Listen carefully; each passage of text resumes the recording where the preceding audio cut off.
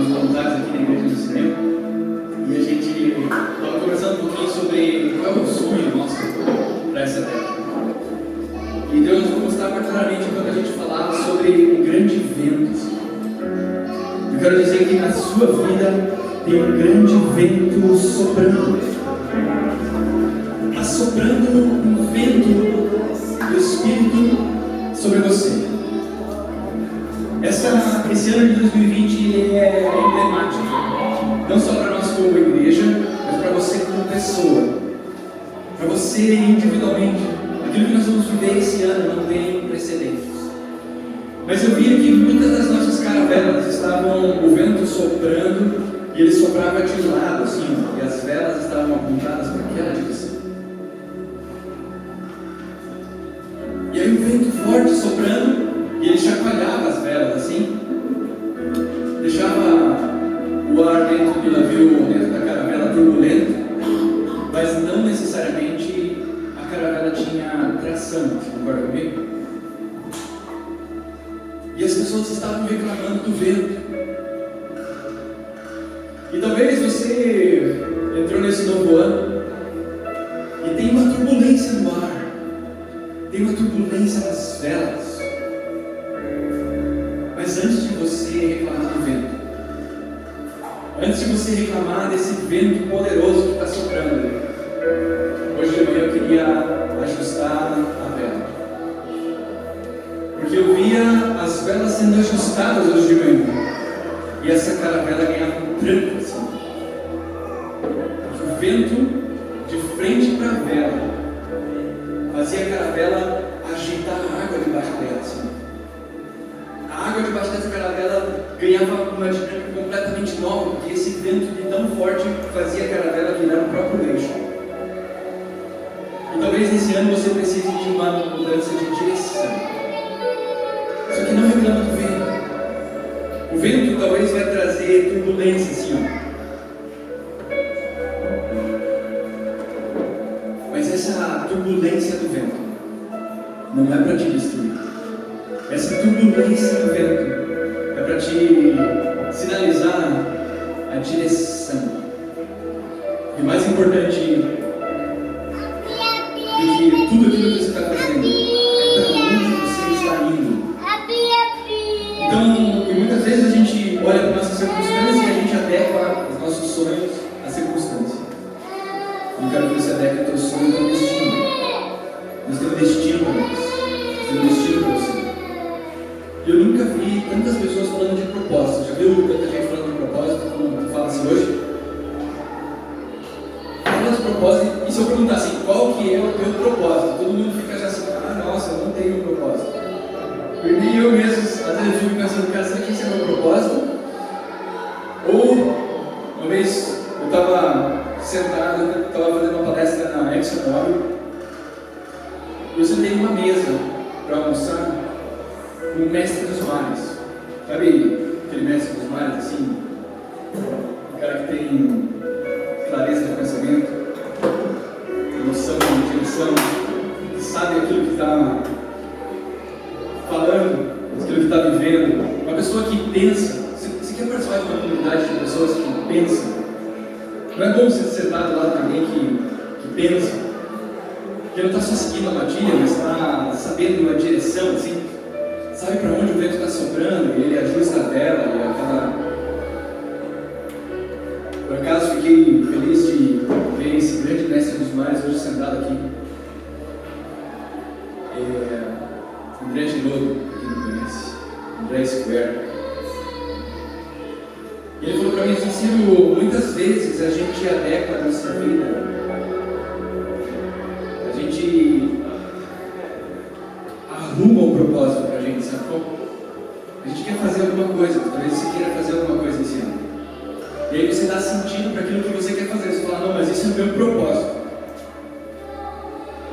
E aí, o vento está soprando nessa direção assim, mas você não está indo naquela direção, você está sentindo aquele tremor do vento, você fala assim, não, mas é que está tremendo porque o meu propósito é esse. Você, em vez de você reavaliar o propósito do que você está fazendo, você adequa a vida àquilo que você inventou. Aí você pega um propósito que ele é feito, E você dá um propósito de dizer assim, eu estou fazendo isso por causa disso. Sabe como? E muitas pessoas tendem a adequar as suas convicções à sua circunstância. Desculpa, elas costumam adequar o seu sonho à sua circunstância. Então eles olham para a circunstância e falam, não, mas o meu propósito é eu trabalhar nessa empresa. O meu propósito é eu estar nessa igreja. O meu propósito é... E o vento está turbulento e você não está enxergando direito. E aí, hoje de manhã, eu quero falar com você sobre destino. Nós estamos começando essa década e tem um destino para onde a gente está indo. Mas eu estava fazendo um casamento ontem, lá ali em São José dos Pinhais, depois da fábrica da Volkswagen, e não tinha sinal, não tinha como sair de lá. A sorte é que eu tinha um mapa salvo no Google Maps, sabe como? Sabe quando você entra nessas estradas vicinal? Se você chegar até lá e se você não desligar o GPS, até você consegue voltar. Só que se você desligar o GPS, ele não encontra mais, não tem como você voltar. Sorte é que eu tinha salvo o mapa. Então eu queria já deixar para você uma dica nesse início de 2020. Salva o mapa. Já foi no Google Maps? Vocês usam Google Maps? Usam? Então uma dica para você que usa Google Maps e às vezes viaja e não vai ter rede na estrada. Salva o mapa. Salva o mapa, vai ficar mais fácil. Mas nesse início de 2020 eu queria dizer para você dar um zoom no mapa assim, e salva esse mapa. Porque talvez em algum momento dessa caminhada você vai ficar sem sinal. E às vezes sem sinal vai ficar difícil. E você vai dizer, e agora, Deus, o que eu faço? Eu vou contar uma história para você que eu contei no casamento ontem. E hoje de manhã Deus falou comigo, Ciro, fala sobre esse barco que tem um vento muito forte soprando e que todo mundo tem que ajustar a vela. Porque se você ajustar a vela para essa nova década que está começando, você vai ganhar uma tração nessa caravela como você nunca viu antes. É um poder, uma força que vai te impelir sem limites para aquilo que você tem que alcançar. E eu via isso aqui, vocês ganhando força hoje de manhã. E não sei se você já pode sentir, mas o Espírito de Deus já está em você para fazer tudo aquilo que Ele quer fazer nessa próxima década. Como nós como igreja, para você como família, para você como indivíduo, para você ali aonde você estiver. E a história está lá em Gênesis. Gênesis é um livro bom para eu começar esse ano, por causa que ele fala sobre é o livro do começo. Gênesis, o início de tudo. E Deus está começando uma coisa nova nessa comunidade nesse ano. Deus está começando uma coisa nova na sua vida hoje. Porque não é a respeito da gente adequar aquilo que a gente acredita às nossas circunstâncias. É a respeito da gente crer onde Deus quer nos levar e adequar as nossas convicções a respeito do nosso destino. Essa é uma frase que tem encaminhado comigo por muito tempo. Essa história de Gênesis vai falar conosco para a frase que eu elegi para nós como família. Então hoje eu vou te contar uma frase, a minha frase do ano, muitos já têm um spoiler dela aqui. Mas cada ano tem uma frase. 3 anos atrás eu comecei a colocar uma frase para o ano. A primeira frase que eu coloquei para o meu ano, por acaso, foi uma coisa que a gente discutiu aqui. No início do culto, a gente estava tendo café, a gente discutiu sobre essa frase, engraçado, né? E aí Deus me fez lembrar do mapa. Eu tinha salvo o mapa. Lembra o mapa? Eu tinha salvo um mapa 3 anos atrás. Eu falei assim, Hannah, esse ano na vida dos nossos filhos, a gente não vai ser perfeito. Na vida um do outro, nós não vamos ser perfeitos. Mas nós vamos estar presentes. 3 anos atrás. Porque talvez na sua vida, muitas vezes você está querendo ser perfeito, mas daí você deixa de estar presente. Você concorda comigo? Muitas vezes a gente quer ser perfeito e a gente deixa de estar presente. É porque a gente não pode comprar aquele champanhe esse ano. A gente não brinda nem com Guaraná. É porque não dá para fazer aquele acampamento, porque está chovendo. Então eu não monto a barraca nem na garagem de casa. Muitas vezes a gente está querendo ser perfeito nas coisas da nossa vida, mas aí a gente deixa de estar presente. E um dia estava chovendo, eu tinha combinado um acampamento com meu filho, nesse ano. E aí essa frase, esse mapa que estava salvo, sabe quando fiquei sem sinal? O que eu faço agora? Está chovendo, eu prometi para ele que eu ia acampar. A frase me conduziu, o mapa estava salvo. Eu sabia o que eu tinha que fazer naquele ano. Eu tinha que ser presente. Não tinha que ser perfeito. Então, em vez do carro ficar na garagem, eu tirei o carro da garagem. Eu deixei o carro na chuva. E eu montei a barraca na garagem de casa. Para o Gustavo, meu filho de 3 para 4 anos, fazia diferença eu acampar no mato ou eu acampar na garagem? Foi até mais divertido para ele acampar na garagem de casa. E aí a gente pôde desligar as luzes da garagem. E aí tinha uma lua maravilhosa, assim, na nossa garagem dá para ver a lua, assim, a lua, ela entrava dentro da garagem, assim, o luar entrava dentro parecia que a gente estava no mato. E aí eu coloquei os colchonetes e tudo, eu pude ler uma história, e ali a gente dormiu. Mas a gente decidiu fazer isso não perfeito, não era o acampamento perfeito, não deu para fazer marshmallow na fogueira que eu estava planejando, não deu para a gente usar as lanternas do jeito que eu estava pensando, não deu para a gente tomar o banho no rio, não deu para fazer nada disso. Mas ele sempre lembra de que eu estava presente. Você lembra, pai, quando a gente acampou? Eu lembro. Então essa era a frase daquele ano, tá? 3 anos atrás. No ano passado, ano retrasado, então, 3 anos? Fazendo conta certa, que estou em 2020, tá? Eu já estou em 2020, você também, né? Alô? Estamos no início só, mas ok, então 2017, 2018, 2019, nessa mesma época eu falei para Hannah, vamos evoluir a nossa frase. Eu escrevi no quadro de casa assim: viva coisas novas intensamente. Porque muitas vezes a gente está presente, nós até estamos vivendo coisas novas na garagem de casa, acampando na garagem de casa, brindando com guaraná, partindo o último pão que sobrou.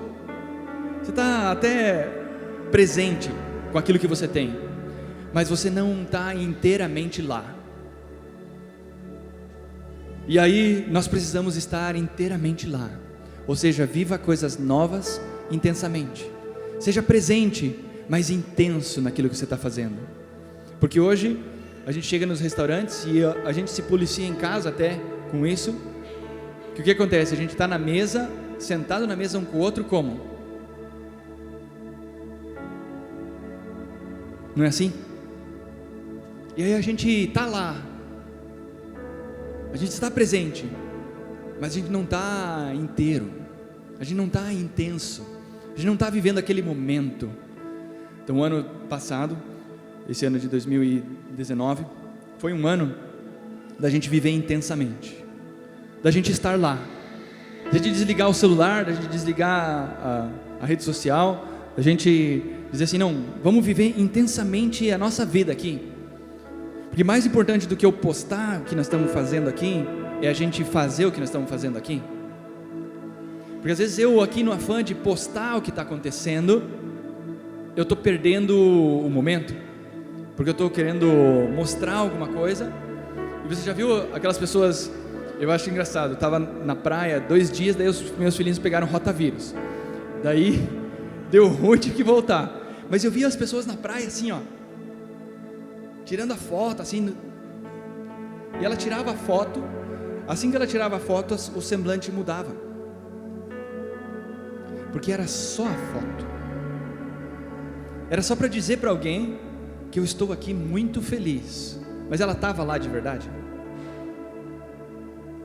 Ela não estava sentindo aquela brisa, ela não estava molhando o pé na água, ela só foi na beira da praia, tirou a foto, guardou a foto e saiu caminhando assim, triste, eu via um semblante triste, era para mostrar para alguém que ela estava lá, e ela realmente estava lá, e talvez nesse ano de 2018, você até estava lá, mas você não, 2019, você até estava lá, mas você não estava presente.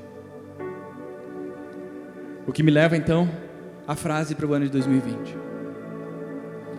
Então, Deus falou comigo: Ciro, são atitudes inspiradoras que levam a ações transformadoras. Você precisa tomar atitudes inspiradoras para que na sua vida você tenha ações transformadoras. Pegou isso? Então você vai ter que ter uma atitude que inspira. E às vezes a atitude que inspira na sua vida é desligar esse cara aqui. Às vezes a atitude que inspira é você ligar para alguém e dizer: cara, vem tomar um café aqui comigo. Às vezes a atitude inspiradora é falar: cara, nós vamos fazer uma coisa diferente por essa cidade. Vamos se vestir de Batman e ir nos hospitais. Já ouviram falar do Batman? Um cara teve uma atitude inspiradora. Ele resolveu se vestir de Batman e ir nos hospitais para crianças em estágio terminal de câncer, para falar para elas terem força. E essas atitudes inspiradoras tiraram N crianças de um lugar de morte, assim. Porque tem 3 estágios da depressão, você sabia disso? O primeiro estágio da depressão, você para de falar. Uma pessoa deprimida, o primeiro estágio dela o primeiro estágio da depressão, a pessoa se isola, assim. Ela, sabe, fica no canto dela, fala só o necessário. O segundo estágio, ela para de falar. E o terceiro estágio, ela para de comer. Então a depressão tem 3 estágios. E uma criança que está às vezes em processo de tratamento, ela passa por esses 3 estágios. O primeiro, ela se isola, ela não quer brincar mais com as crianças no hospital. O segundo estágio, quando a depressão fica mais forte, ela para de falar. Ela já não fala mais, ela só assim, ela não se comunica mais. E o terceiro estágio, ela para de comer. E aí não tem mais como lutar contra a doença, ela se entregou à doença. Só que esse cara conta a história. Eu estava lá no Conquer Day aqui em Curitiba. A gente tinha contratado ele para falar sobre isso. E a história dele era exatamente essa. Ele falou assim: um dia eu decidi vestir de Batman. E você acha que eles deixavam um Batman, um cara vestido de Batman, com todos os cintos de utilidades, entrar no hospital? Ele tentou várias vezes entrar no hospital, e o hospital não deixava. Falou: não, mas o Batman é o Cavaleiro das Trevas. O Cavaleiro das Trevas não vai trazer nada de bom para essas crianças. Elas vão ficar assustadas, porque está vestido de preto. Aí um dia, uma enfermeira liga: ó, eu não posso deixar o senhor entrar, mas eu vou no banheiro e vou permanecer lá por 5 minutos. Se o senhor entrar, não fui eu que lhe mandei. O senhor passou por aqui e não tinha ninguém, pode ser? Mas tem uma criança em estágio 3 de depressão, e nós precisamos que ela coma, porque senão ela não passa de hoje. E aí então, agora ele vestido de Batman, ele chega no hospital e vai para aquele quarto onde está a criança. E aí como é que o Batman vai entrar no quarto? Ele ficou pensando: eu entro, e como é que o Batman entraria numa situação dessa? Ele não pensou muito, ele enfiou o pé na porta, assim, pá! Quebrou a porta do hospital. Isso já os enfermeiros: nossa, o que está acontecendo? Começaram a correr assim. Aquela criança que estava na cama fez assim: Batman, é você? E ele falou: eu vim aqui porque me disseram que você precisa tomar o seu elixir de força. Como assim, Batman?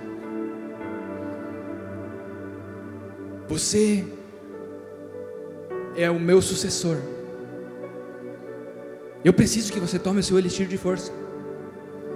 Porque se você não tomar o seu elixir de força, eu não tenho para quem deixar o meu legado. Você vai tomar o seu elixir de força? Eu vou, Batman, eu vou. Aquela criança depois sai do estágio de depressão 3 para uma recuperação completa do câncer. Em 2019, 4 anos depois, o câncer leva essa criança. Ela viveu 4 anos mais. E aí ele contava essa história pra gente. Porque é uma atitude que inspira uma ação transformadora. Uma atitude que ele teve de enfiar o pé na porta daquele hospital. E aí depois, se você for lá olhar o Batman nos hospitais, procura no Google isso, você vai ver vários vídeos, ele vai contar essa história pela voz dele mesmo. Mas essa atitude inundou aquele quarto e aquele hospital, e agora ele é convocado em todos os hospitais do país para ir enfiar o pé na porta. Eles descobriram um jeito de fazer com que as crianças saiam do estágio de depressão, com super-heróis. Mas ele é igual eu e você. Ele só teve uma atitude inspiradora. E então essa é a frase para o meu ano. Quando ele falou isso, ano passado, Deus veio falando comigo e falou: Ciro, vocês têm que tomar mais atitudes inspiradoras. Essas atitudes inspiradoras que vocês vão tomar vão levar vocês a ações transformadoras. Porque não é você que controla o resultado. Você só pode controlar uma coisa: a sua atitude. O texto que dá base a esse pensamento está em Mateus 24. Então, se você quiser abrir comigo, diz assim: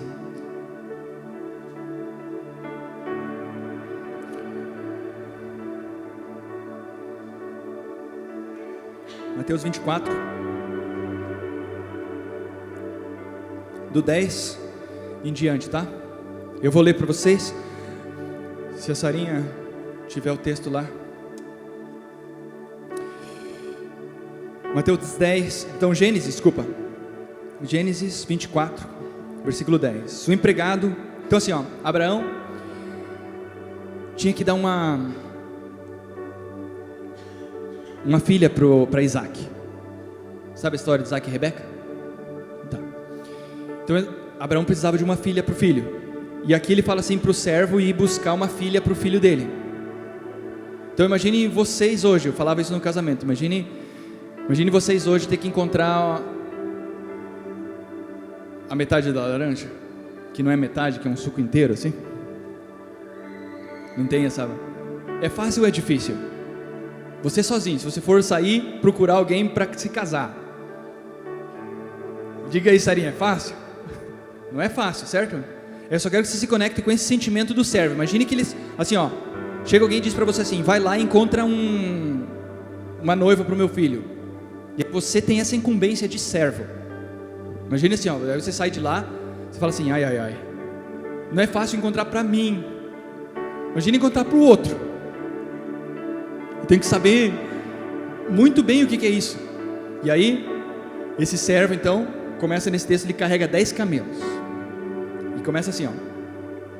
Então, o empregado carregou 10 camelos de Abraão, com presentes, e saiu de viagem para Naraim, para a cidade de Naor. Lado de fora da cidade, fez os camelos se ajoelharem perto de um poço. Estava anoitecendo e era a hora em que as mulheres costumavam vir buscar água. Ele orou: ó Eterno, Deus do meu senhor Abraão, faz que tudo dê certo nesse dia. Faz o que for bom para o meu senhor Abraão. Ficarei aqui perto da fonte, enquanto as moças da cidade chegam para buscar a água. Permite que a moça a quem eu disser, baixe seu jarro e me dê um pouco de água, e que me responder, beba, também vou dar água para os seus camelos, seja a moça que escolheste para o meu servo Isaque. Assim terei certeza de que estás por trás de tudo, agindo com bondade a favor do meu Senhor. Então pensa alguém que tem uma incumbência de encontrar um presente, e o maior presente que alguém pode ganhar na vida: uma esposa. Então eu encontrei o meu presente, o Rafa encontrou o dele, o Giroldo encontrou o dele, o Marcos está preparando o casamento, encontrou o dele. Está aqui o Juliano, encontrou o dele.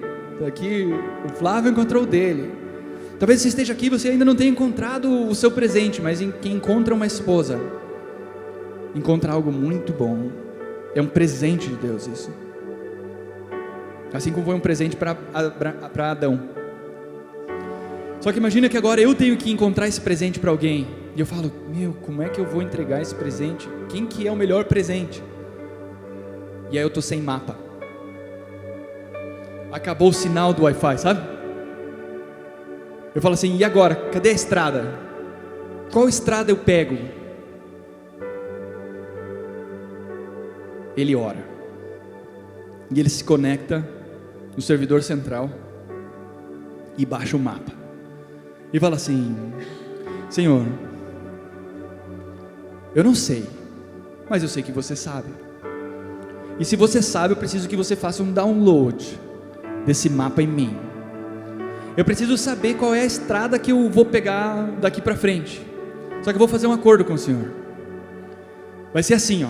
Se ela vier aqui e ela dizer que vai dar água para os meus camelos, é essa que eu vou pedir água para mim. Vou pedir só o fácil. Porque tirar um copo de água do poço é fácil ou é difícil? Um copo assim. Agora, para dar água para 10 camelos, você acha que é fácil ou é difícil? Imagina 10 camelos assim, babando, querendo tomar água. Quantos baldes de água você acha que um camelo é capaz de tomar? Diz que um camelo tem uma bolsa de água dentro assim, de cerca de 18 litros. Sabe aquele garrafão de água assim? Que você tem em casa, de 20 litros? Então ele tem uma bolsa interna. Depois que ele saciou a sede, ele pode encher uma bolsa de 18 litros assim, ó, que ele guarda para viagem no deserto. Então o camelo é usado no deserto por causa disso, porque ele pode ficar dias sem água, porque ele carrega a água dentro dele. E aí, é fácil ou é difícil dar água para 10 camelos? Difícil, né? Porque imagina que ele vai tomar a água que ele está com sede e vai continuar bebendo até estar plenamente saciado, ou seja, que a bolsa esteja cheia. E ele tinha viajado, lembra? Então provavelmente esses camelos tinham consumido. Então essa atitude dela transformou a sua vida. Porque talvez nesse ano você vai precisar tomar uma atitude que transforma. Porque muitas vezes nós estamos querendo fazer o fácil, aquilo que está proposto. Mas o sucesso e o futuro depende de você dar água para camelos. Porque Deus está interessado no seu coração e na sua generosidade. Deus está interessado em saber se você não vai dar só água, mas se você fazer mais daquilo que é pedido. Porque você tem um poder dentro de você capaz de mudar o presente e o porvir. Porque é melhor você dar R$1 milhão para uma pessoa, ou entrar no hospital e oferecer a cura. O que é melhor? A pessoa ganhar o dinheiro, você chega lá com o seu dinheiro e dá o dinheiro para a criança. Está aqui, eu vim trazer dinheiro para você. Ou eu entrar naquele hospital, chutar a porta do hospital e oferecer a cura. R$1 milhão não paga os 4 anos de vida que essa criança teve depois. Concorda comigo? Que é a respeito de vida, não é a respeito de coisas, não é a respeito de rede social, não é a respeito do celular que você tem, do carro que você anda, da casa que você está. é a respeito de vida, gente. E eu preciso que você faça esse download desse mapa hoje, da vida que Deus quer que você viva, da vida que Deus quer que você alcance, das atitudes que você tem que ter para alcançar o sucesso nessa vida que você almeja, nessa década que nós estamos começando. Nós precisamos ter um mapa. Você tem que saber para onde você está indo, porque o vento que está soprando vai te conduzir na direção correta, mas você vai precisar se conectar com o vento. Você vai precisar fazer como a figura do servo. Então tem duas perspectivas. Tem a do servo que ora e fala: Deus, eu não tenho como fazer. E tem a perspectiva de Rebeca, que resolve fazer mais do que foi pedido. Talvez nesse ano você tenha que se conectar com essas duas perspectivas. Uma delas é orar e dizer: Deus, qual é a sua vontade? Qual é essa vontade que o Senhor tem sobre a minha vida? E talvez você tenha que fazer um acordo com Ele. Se ela vier e encher e der água para os meus camelos, essa é a escolhida. Qual é essa pergunta que você tem que fazer? Qual é esse acordo que você tem que fazer? O que você tem que conversar com Deus e dizer: Deus, me dá uma instrução, e eu vou saber que é o Senhor falando se acontecer assim. Você tem que fazer o download desse mapa, para você poder caminhar nos próximos anos, certo daquilo que você está fazendo, porque você está aguardando uma resposta. E aí você vai esperar naquele poço, e aí você vai precisar ter a perspectiva de Rebeca, muitas vezes na sua vida. Talvez você sabe para onde você está indo, talvez você já tem clareza: é isso que eu tenho que fazer, eu já entendi, Deus, o que eu vou fazer, é isso que eu vou manifestar nesse próximo ano, é essa atitude que eu vou tomar.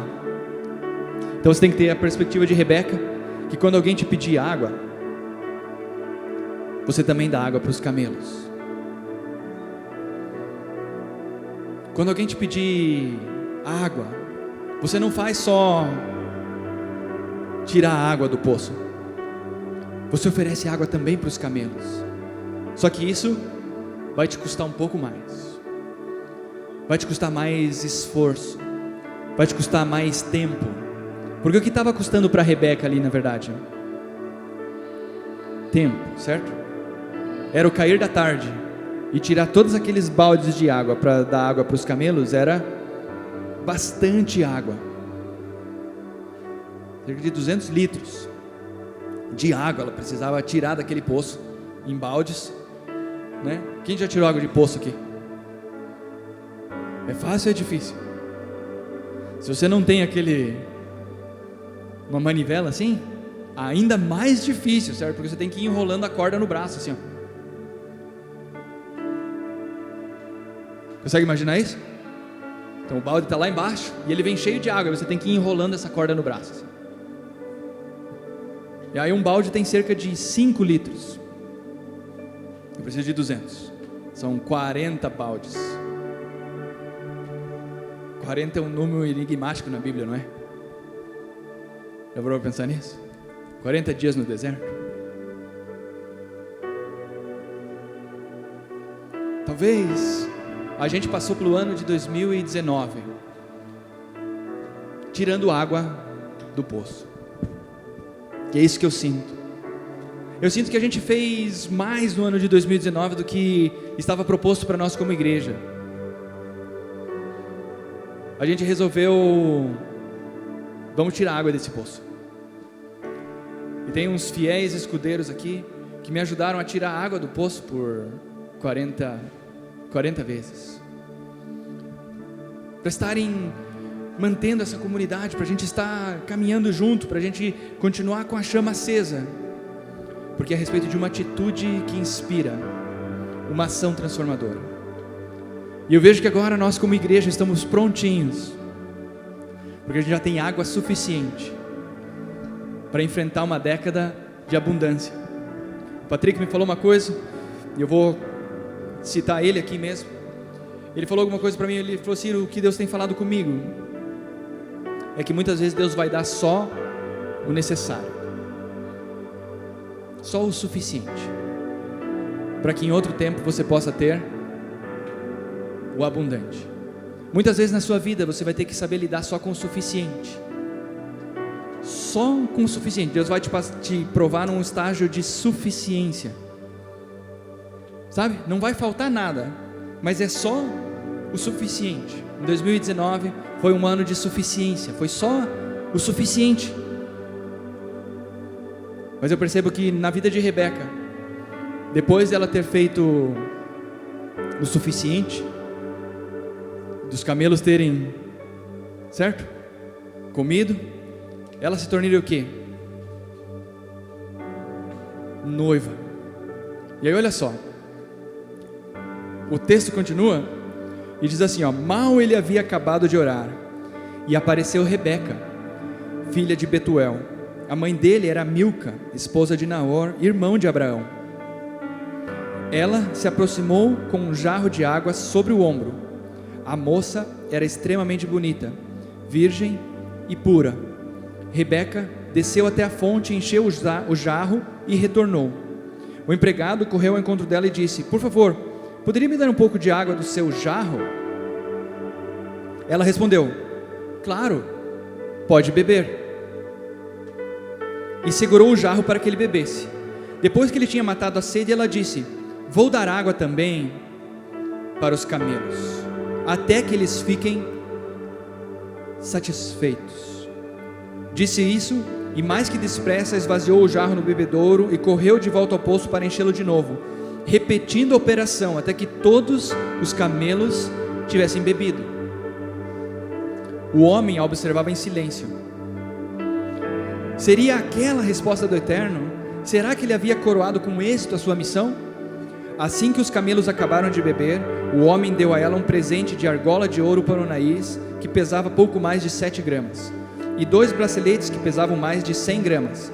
Depois de entregar as joias à moça, perguntou: fale de sua família, de quem você é filha. Há lugar na casa dos seus pais para que eu possa passar a noite? Ela respondeu: sou filha de Betuel, filha de Milca e Naor. E sim, há muito espaço em nossa casa para vocês ficarem. Também temos bastante palha e alimento para os camelos. No mesmo instante, o homem curvou-se em adoração ao Eterno e orou: bendito seja o Eterno, o Deus de meu senhor Abraão. Como foste generoso e fiel com o meu senhor, não seguraste nenhuma bênção e me levaste exatamente à porta do irmão do meu senhor. Depois da suficiência, Rebeca entrou num lugar de abundância, porque agora ela tinha entrado na família de Abraão, e ela acabava de ser adotada. Um dote diz que dá para uma pessoa viver um ano inteiro, é para que os noivos possam se preparar. Então adotar significa assim: eu te dar todo o teu salário de um ano inteiro agora, para que você possa se preparar. Aquela argola de ouro e aquilo que ela tinha recebido era suficiente para viver um ano inteiro sem trabalhar. Já imaginou você? Faz a conta. Pega o teu salário, multiplica pelo ano inteiro, e agora você não precisa mais trabalhar. Você foi adotado. E ela tinha sido adotada. E Deus nos adotou, não com ouro, prata e bronze, mas Ele nos adotou com o seu Espírito, um poder sem limite para fazer tudo aquilo que nós temos que fazer no próximo ano. Mas é porque a gente fez o suficiente. Então, muitas vezes Deus trabalha na suficiência e Deus nos põe num lugar de abundância. E é isso que eu sinto para esse próximo ano. Nós vamos entrar num lugar de abundância. Dia 2 nós estamos no cinema. Nós vamos voltar a se reunir como igreja no cinema. E aí nós vamos andar com 2 asas. Uma asa é o cinema, uma proposta evangelística. E a outra proposta são as houses, as casas, uma proposta de comunhão, para que a gente possa partir o pão juntos, para a gente fazer o que é suficiente. Porque o cinema vai representar muita abundância na nossa vida. São 10 cinemas em Curitiba que nós queremos ter.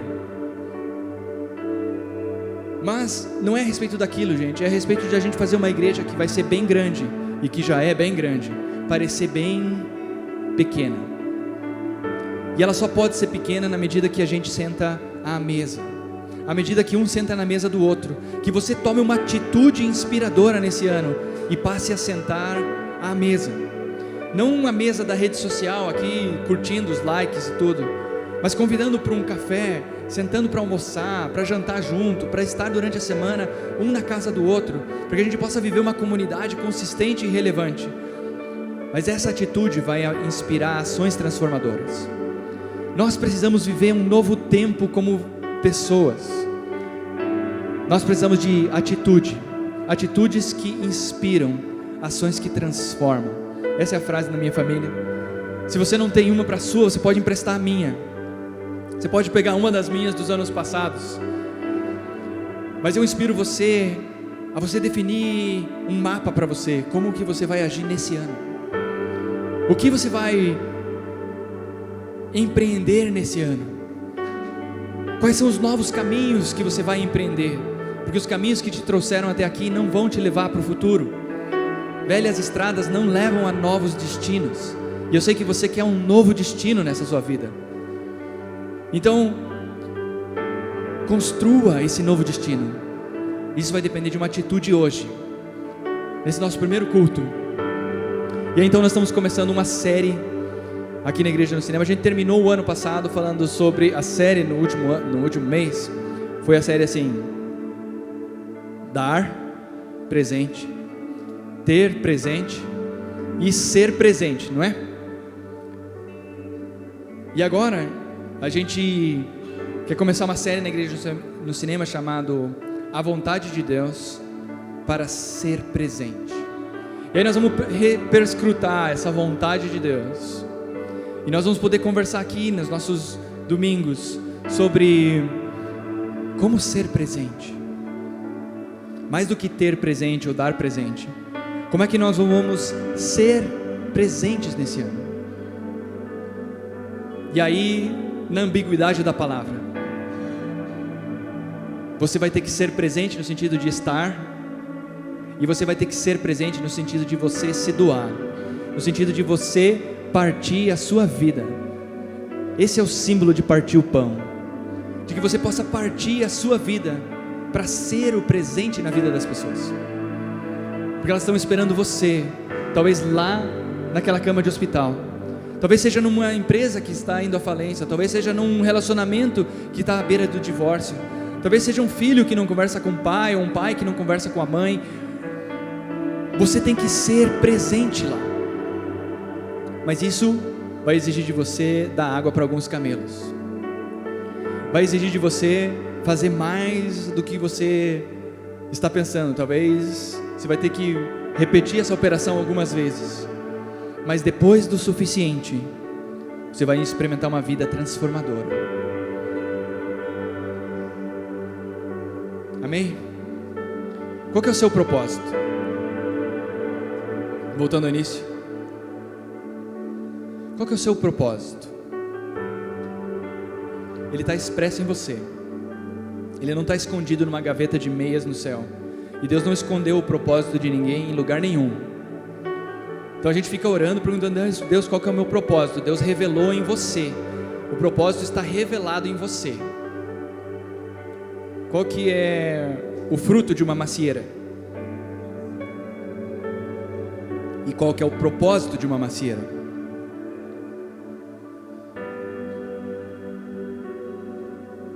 É o mesmo seu? É os mesmos das árvores do céu?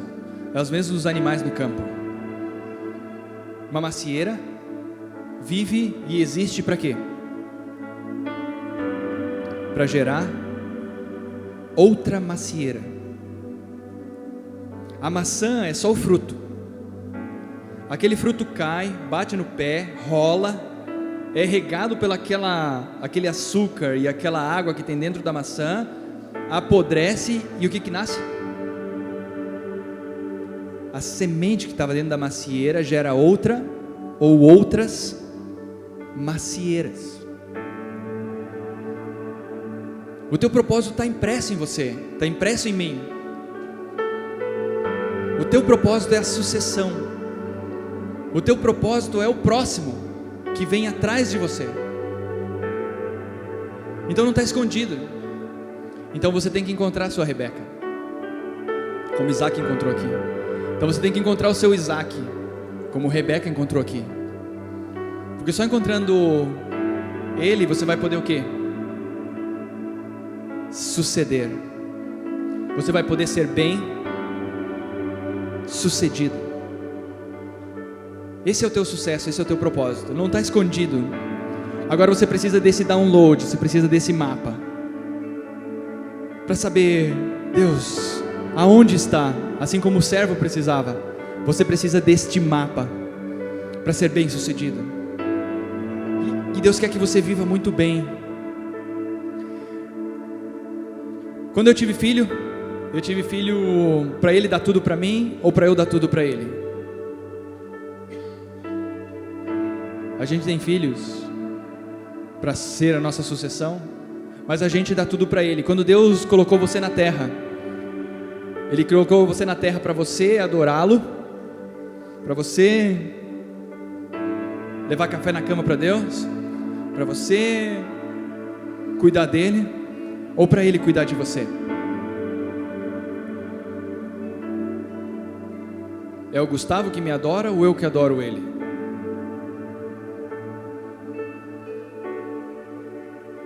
Muitas vezes a gente está querendo viver uma vida de adoração e adoradores, não é? Em que nós adoramos a Deus, mas a gente perde a perspectiva é que Deus nos adora. Ele gosta muito de você e é por isso que você está aqui. Porque não é a respeito de adorá-lo, é a respeito de compreender a dimensão de tudo aquilo que Ele nos deu. Talvez você chegou aqui nessa manhã e você fala assim: Ciro, eu nunca tive essa oportunidade de entender o quanto Deus me adora. E aqui eu quero que você entenda bem o que eu estou dizendo, porque senão você vai sair dizendo aqui que agora Deus é nosso adorador. Não é sobre isso que eu estou falando. Nós devemos a Deus sim adoração, mas Deus adora os filhos que tem. Ele ama os filhos que tem. O maior prazer de Deus é que você exista, e é por isso que Ele já te deu tudo. Ah, Ciro, eu não vejo tudo que Deus tem me dado. Essa água aqui, a gente comprou no mercado ali, mas se eu fosse ali na represa do Passaúna e tivesse tirado a água, ela era minha ou não? Eu só comprei no mercado, por quê? Porque é conveniente, você concorda comigo? Alguém purificou, alguém cuidou dela, e eu posso beber ela, e eu pago um preço por alguém que fez esse serviço, alguém que tirou essa água do poço. Mas você concorda comigo que eu podia ter feito como Rebeca?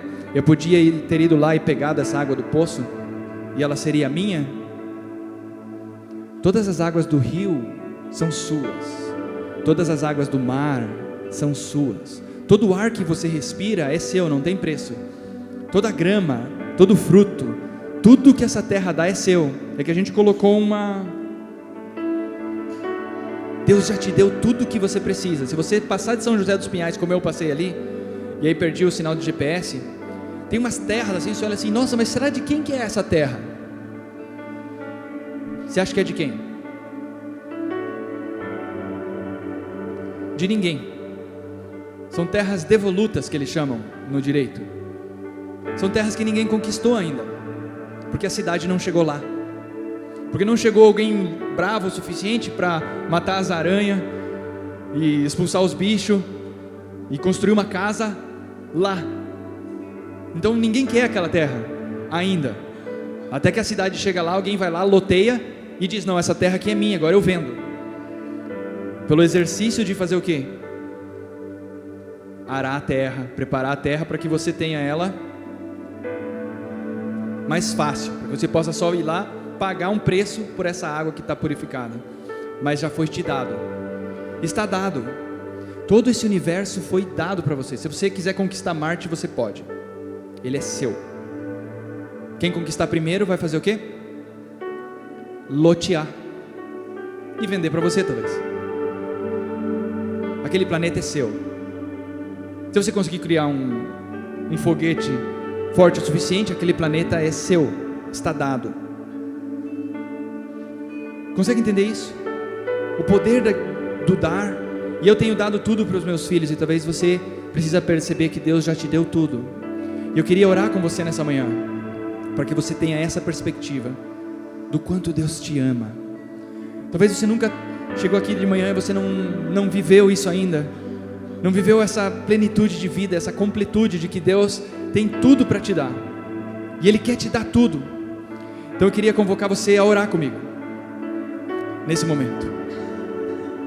E a oração é bem simples, então eu só vou conduzir você em oração, mas é uma conversa com Deus, porque não é a oração que te salva, não é a oração que te conecta com Deus, é o Espírito que te conecta com Deus. Mas é a tua intenção, é a tua atitude que vai levar você a uma ação transformadora nessa manhã.